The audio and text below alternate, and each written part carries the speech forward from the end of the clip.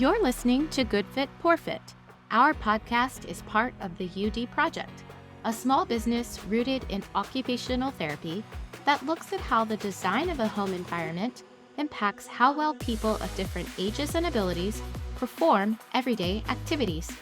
We chat about this unique perspective to boost your knowledge and help you consider what can be changed in communities like yours. Learn more about our work at universaldesign.org. This episode is part of an ongoing series here on Good Fit, Poor Fit. We're going deep on residential universal design specifications, walking through every major area of the home with an occupational therapy lens. Along the way, you'll hear stories about real people whose lives are shaped by the design choices we discuss. Whether you're a rehab therapist, a designer, a builder, or someone thinking ahead about your own home, this series is built for you. Start with episode 107 for the full picture. A good fit doesn't happen by accident. Let's get into it. Hi, Good Fit, Poor Fit listeners, and welcome back to another episode in our new series. Today's the first day where Rebecca and I will be discussing specifications and design ideas for the home. If you haven't listened to our first 3 prep episodes, numbers 107 through 109, you should.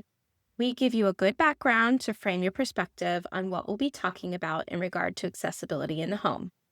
But if you're all caught up in tracking along with us, first up is where it all begins for most of us, where a vehicle parks and the space around it, including how steep the parking area is. We'll get into other specifications like surface type in future episodes. Now, let's preface this episode a little bit because I don't want you to get caught up on vehicle ownership or home styles, as we know that not everyone has a vehicle or lives in a single family home with a designated place to park that might be attached to their home. Today, we're going to speak more broadly about arriving and getting inside any home, which is something that we all have to do in some way. That's right. So here is a scenario I want you to sit with for a minute. You pull into a garage. You've had a long day. You cut the engine, open the driver's door, and the door hits the wall. Not because you parked badly, because that's how much space you had to pull into. So you ease your body out sideways, squeeze between the car and the wall, then you remember that bag that you have in the back seat. So you grab that off the seat by reaching through the front door into the back seat because you can't get into the rear door at all. And then you navigate around the front bumper to get to the door into the house. It's a process you do every single day. Now consider that same setup with someone who uses a walker and needs to open the door all the way to fold open a walker and get their body outside of the car. If the space is just as small as I described, room for that task is not there. The problem is the amount of room available for parking and moving. But it goes deeper because the real story is about whether someone can get in and out of their own home independently. Right. This is surely a space issue, but as OTs, we really see it as an environment and task mismatch. It's great to have a garage to park your car in, but if you can't open the car door in that garage, it's not really serving you all that well. Similarly, if you live in a condo and park in a garage that attaches to your building, but the spaces are so small that you can't get in and out of your car without hitting a wall or another car, that's an access barrier. And you haven't even reached the front door yet. It's so easy to overlook parking when you're thinking about home accessibility. But being able to truly access and use a home involves getting to it and into it. So this is actually pretty important. So when OTs do home evaluations, we always ask people to walk us through how they get from the car inside their home. And I mean literally walk us through it, or roll us through it, or describe it in detail, step by step. Because that sequence, parking, opening the door, exiting the vehicle, moving around or alongside the vehicle, getting to the entrance, that whole sequence is a series of physical and cognitive demands that many people never consciously think about until a situation where they're forced to. The parking space itself is where the sequence starts. And I want to be clear about what we mean when we say parking space, because people hear that and think a lot of different things. And the dimensions we're looking at here are not arbitrary. They come directly from analyzing what the task actually requires. The specs that we're going to talk about apply wherever you park. the garage, the driveway, a carport, a parking pad, and maybe it's a parking spot in a lot or along the street. The geometry is the same regardless of whether there's a roof over the spot or where it's located. What changes is convenience. A covered space protects you from the elements while you're doing all the things that we're going to talk about: loading groceries, getting babies, dogs out of the car, working on the car, deploying a ramp on a modified vehicle. These tasks don't go away in the rain. A covered space just means you're not also managing the weather while you're doing them. Let's start with the basics. And Rebecca, that was a great overview. So, the specification for a parking space in a universally accessible home is a minimum width of 11 feet and a length of at least 20 feet. Think of a standard parking space that you'd see at a grocery store. That 11 feet is wider than a standard single car parking space, which typically runs 8 to 9 feet. The length spec of at least 20 feet is around the typical length of that same parking spot that you're used to seeing in a parking lot as well. And then to expand on those specifications, we suggest adding on top of that perimeter another clearance of at least 3 feet on all four sides of the vehicle. And that distinction really matters. So, clinically, we see people who have a garage that technically fits their car, but doesn't give them the room they need to function. So, they default to the driveway because at least there's no wall or clutter to contend with. The driveway then becomes an accessible parking option by default, but it wasn't really designed that way. And that works until it's January and snowing, or August and a million degrees outside, or it's raining sideways and you get soaking wet after being outside for about 5 seconds.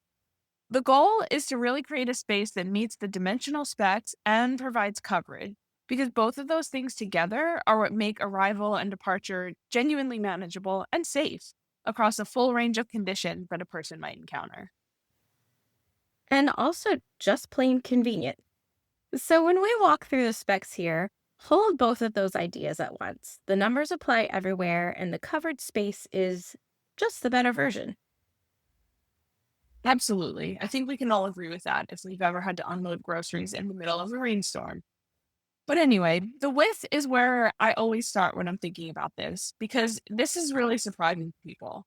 11 feet sounds like a lot of width until you think about what you're actually doing when you exit a vehicle. You're opening the door.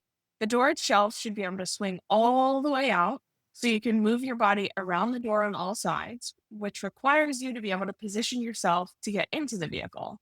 If the wall or some shrubbery or another car is right next to you, you can't open the door far enough to enter or exit safely.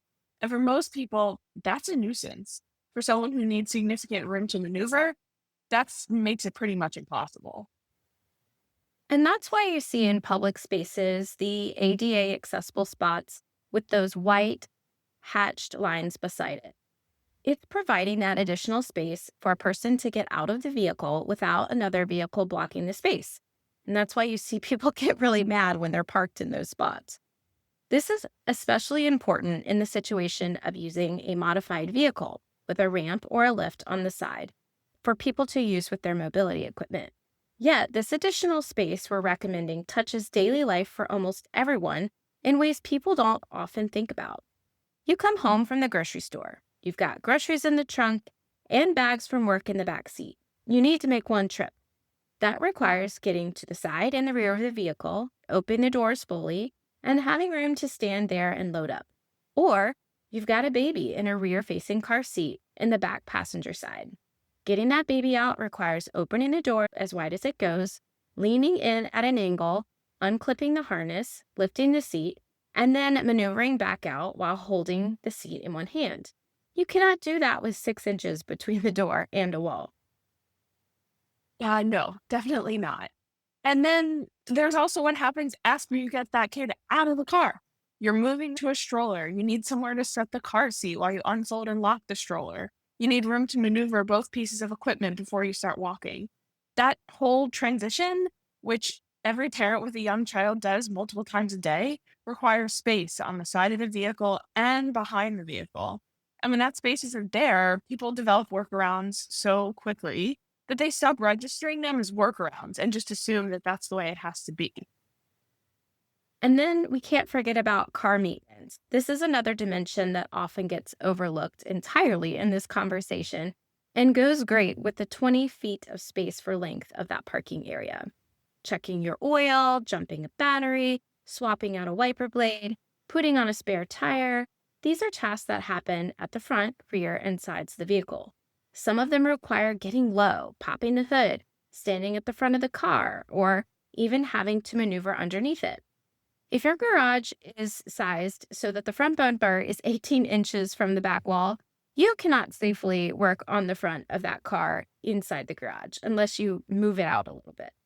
You're doing it in the driveway, whether you want to or not, which may mean you're doing it in the rain or the blazing sun, or not doing it all because it's just too much.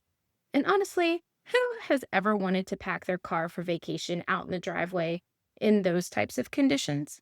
How much nicer would it be to do that undercover in a garage or a carport? A lot nicer. I can say that my family was a pack the car for vacation on the driveway family, so I can absolutely attest to the inconvenience of this. It's also just safer and easier when you're able to pack a car and load up a car from inside of a covered garage. One of the things we think about in an activity analysis is not just whether someone can complete a task, like my poor dad loading our car for vacation on our driveway, but what the environment does to the cost of that task. A task that's manageable in a well designed environment becomes exhausting or impossible in a poorly designed one.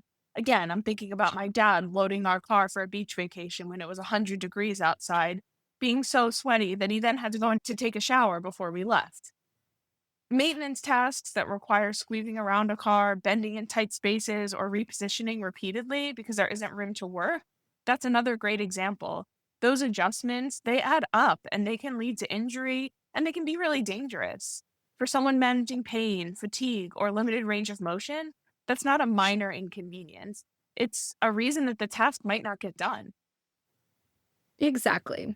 So let's talk about that additional 3 feet on all four sides that we're recommending, because that is an extra thing that people don't think about. I had some friends stop by yesterday, just in time for us to record this podcast, and they were complaining that their two SUVs couldn't fit into some of the newer homes these days because they're built too narrow. That's the spec that most residential garages fail. I see garages being built just to say it's being sold with a garage, but it's only big enough to hold a smaller vehicle. Then another scenario is that the garage has a nice footprint, but it's small because of all of the other things that live there too. We're talking about trash cans and recycling bins, the workbench with the tools and hardware, and the shop vac underneath it.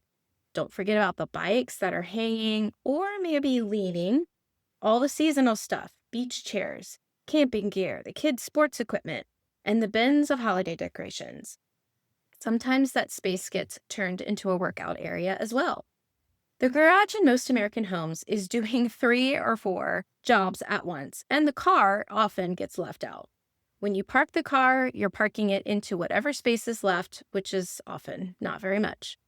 Additionally, and this is something we had to think about in our family, if you drive a modified vehicle from a power chair, often that driver's seat is removed from the vehicle because the power chair needs to sit there, and it needs to be stored somewhere after you move it out, which is most likely, you guessed it, the garage.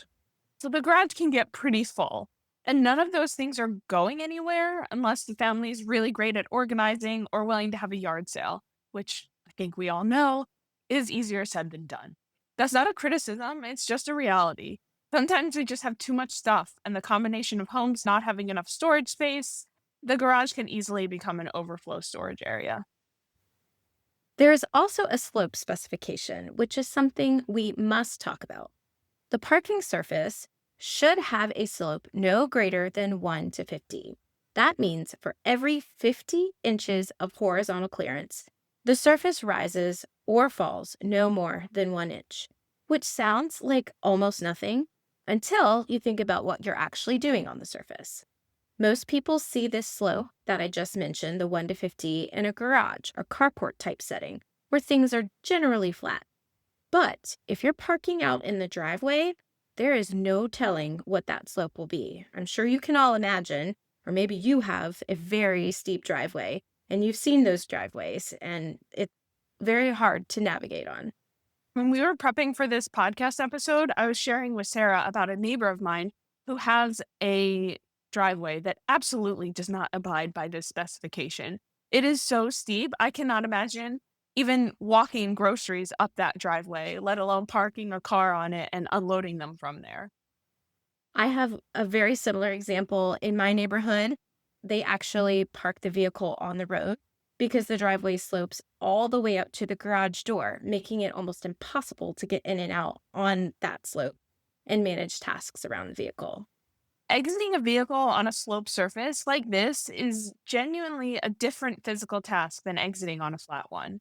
When you step out of a car on a slope, you're not stepping onto a stable, predictable surface. You're stepping onto something that's already pulling you in a certain direction down the slope. For my physics nerds, we could get into that, but we won't. If the driveway slopes away from the car, your first step is downhill, which means your weight is already moving backwards before you found your footing. Cross slope, or the slope that goes side to side, is often the worst of all because it pushes you laterally or out to the side, just as you're most off balance, which is the moment when you have one foot in the car and one foot out. Oftentimes, that can come as a surprise, especially if you have a guest parking in your driveway. They're not used to getting in and out at that type of slope. For slopes between the extremes of flat and scaling a mountain, people on most days find it manageable. You adjust without thinking about it. For someone using a walker, that first step out of the vehicle onto a slope has to be controlled carefully because the walker may tip to one side if they put uneven weight through their hands. For a wheelchair user, a sloped surface, even with the brakes on the wheelchair, has the possibility of the wheelchair rolling or shifting, which makes the transfer from the vehicle to the chair significantly more demanding.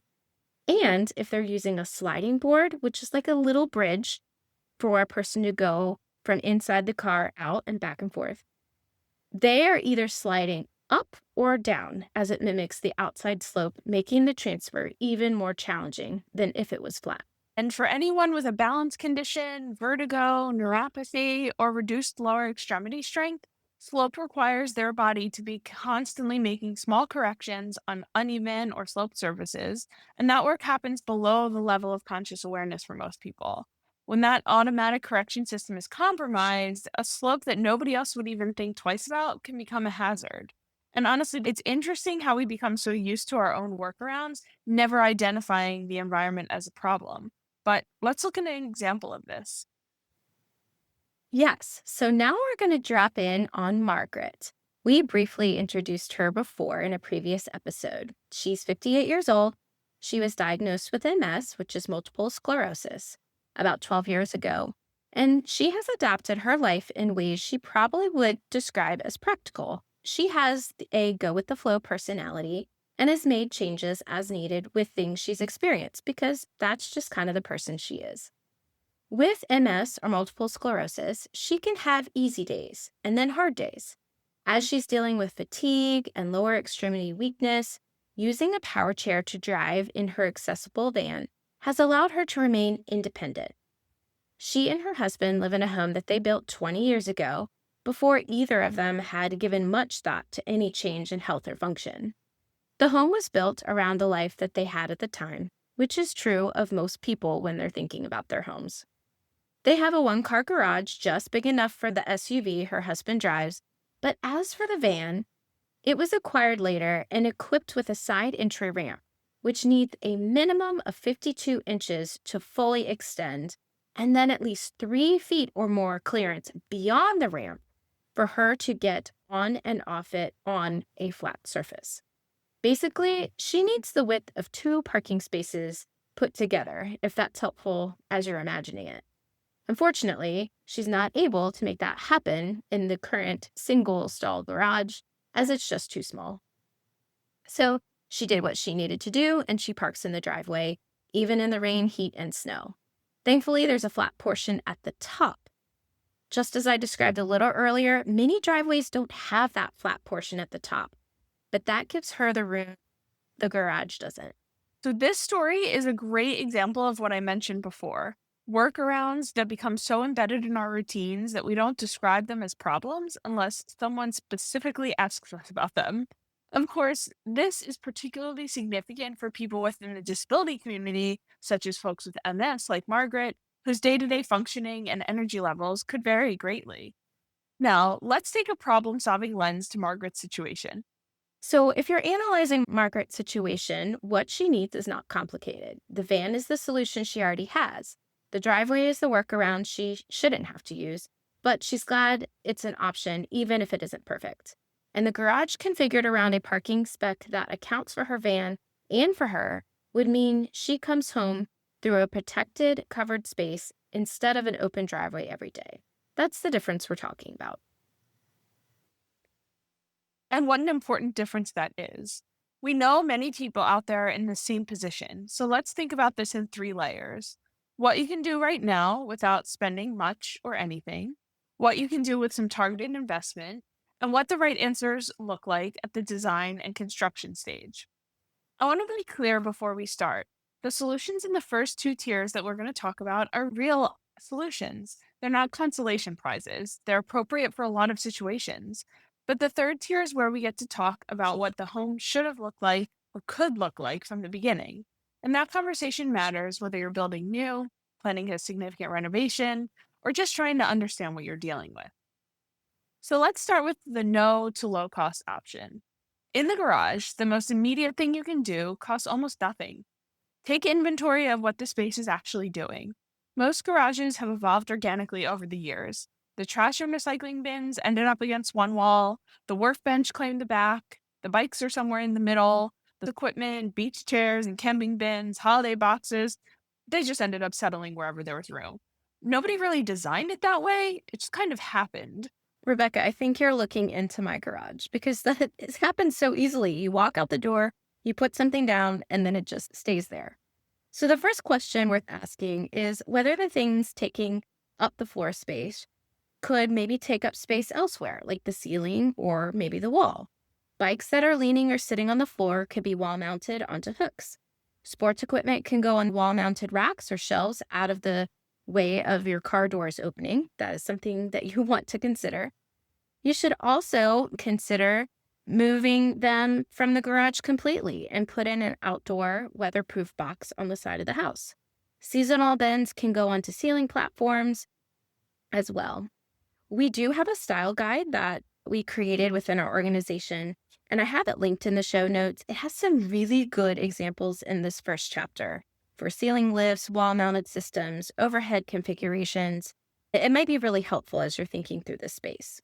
The principle is straightforward. Anything that can be moved off the floor, onto the wall, into the air is probably a good idea. Additionally, taking note of what's not used and toss it or donate it. I think another thing to think about in this space is trash and recycling because they're heavy. You access them regularly, for most of us at least once a week, and they're often positioned wherever was easiest when someone first moved in. So moving them to a position that doesn't cut into the perimeter clearance on the driver's side is a free change that can meaningfully open up the working space around your car.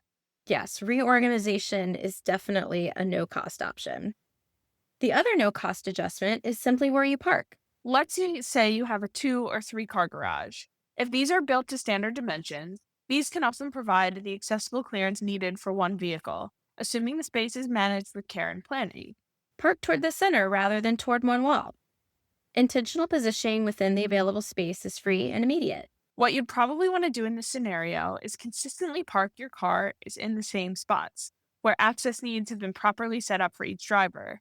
Then you'll also want to make sure that you protect the spaces around each of these cars to ensure that storage doesn't drift into any key spots as time goes on. Exactly. It's a mental note. Do not put cardboard boxes in that spot. Honestly, for situations like Margaret's, the compromise of parking in the driveway may actually be the best current option if the garage can't be reconfigured. She just determines the best place to park that connects to the easiest pathway to get inside. We'll talk more about that in future episodes. So let's move on to the mid-range changes that you could look at. The mid-range tier is where more deliberate garage organization becomes a real project. Wall-mounted storage systems, going beyond your basic pegboard, ceiling platforms that are electronic, a proper bike hoist, a workbench that's designed to occupy the wall efficiently rather than sprawl into the room. These are investments in the $500 to $2,000 range, depending on scope and whether you're doing it yourself or hiring someone to do it for you. The goal is the same as the no-cost tier, getting the floor clear, but with more permanence and more capacity. Another idea I had about that workbench, you could also find a table that folds down when not in use to make the space flexible when you need it. So there is some creativity involved here as well. Definitely, and I love the idea of the fold-out workbench if possible. So, for households considering a carport rather than a full garage, there's also a real mid range case for a covered carport addition. A carport can be built to the right dimensions from the start: 11 feet wide, 20 feet long, and 3 feet of perimeter clearance. And because it's open sided rather than enclosed, the clearance is easier to achieve and there's no enclosed space to accumulate clutter. We'll talk more about carports in the next episode, but they're worth naming here as a meaningful option for people working with the driveway situation. So the last tier we're going to talk about really involves these structural changes. And we'll have to be honest about this because it can get pretty expensive. So, to genuinely meet the spec in a standard single car bay, you're often looking at widening the garage. That's structural work, and it involves the foundation, the walls, the roof line, potentially the driveway approach. It's a big project. Depending on market and scope, you're looking at $20,000 to $50,000, or maybe even more, to properly expand and rebuild a garage bay to accessible dimensions. You'll also have to consider what codes you have to abide by, considering how much room you have between yours and your neighbor's property line. And what that number tells you is exactly why this is a design stage conversation. When a garage is designed from the beginning to be 14 or 15 feet wide instead of 10 or 12, the cost difference is a fraction of what expansion costs later. The concrete is already being poured, the walls are already being framed. Going wider at that stage adds very little. Going wider after the fact means starting over on the entire structure. Yes, and the slope is kind of the same story. When a driveway is being graded and paved, getting the slope right to meet the 1 to 50 specs costs almost nothing extra. It's a specification instruction to the contractor. Regrading an existing driveway is a real project with real costs and might not even be possible with how the property slopes. Yes, that's the big kicker is what does the property look like and how much room you have. I know my mother-in-law, she actually created a new flat parking pad in her front yard to allow for my husband to get out of his car and into the home easier without having to go up a steep driveway. I think there's always options to consider in some home configurations if it's possible to add a new parking space in the yard. Yet, for anyone building new or doing a significant renovation, this is the episode to keep in your back pocket when you're having the conversation with your builder about garage dimension. Again, if you haven't heard it already or had forgotten the specs, it's 11 feet wide, 20 feet long, and 3 feet of perimeter clearance on all 4 sides, and a parking surface slope of no more than 1 to 50. Those are the numbers. They're not negotiable if the goal is a space that works for everyone who might use it. The concrete thing I ask you to think about this week, whether you're a homeowner, a caregiver, or a builder, is to actually measure the space and clearance around a vehicle in your garage or on your driveway. Open all 4 doors and see how much room is left. Then think about doing that with a walker alongside you, or maybe a stroller or a side entry ramp deployed. Maybe 2 people trying to move around the vehicle at the same time. All of those tasks are meaningful and can be difficult when the measurements aren't correct. The width, the length, additional clearance around the vehicle, and the slope of the ground, those are the foundations, no matter if the space is enclosed, covered, or open to the sky. But I think that's good for now. Next episode, we're going to stay in parking and arrival, but we're going to look more at covered parking and garage access specifically, including why the height of your garage door opening matters and what power openers can actually do for people who need them. It connects directly to everything we talked about today, and we can't wait to go there with you next week, listeners. Thanks for listening, and we'll be back in the feed soon. Thanks for listening to Good Fit Poor Fit. If you want to learn more, first, find more episodes with transcripts and show notes at goodfitpoorfit.com. Don't forget to subscribe. Second, check out our courses at universaldesign.org. We cover housing topics like advocacy, collaboration, home modification, universal design, and task adaptations. Lastly, if you have questions or topics you'd like us to discuss, email us at podcast@universaldesign.org. Thanks for fitting us into your day.